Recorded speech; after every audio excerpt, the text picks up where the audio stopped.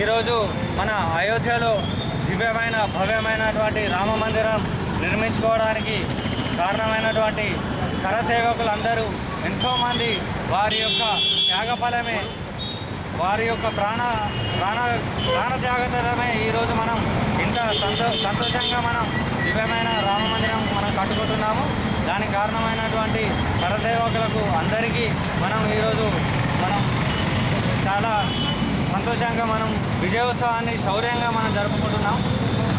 ఆనాడు బాబ్రీ మసీదును డిసెంబర్ 6 నాడు 1992 రోజు మన కరసేవకులందరూ కలిసి కూల్చడం జరిగింది.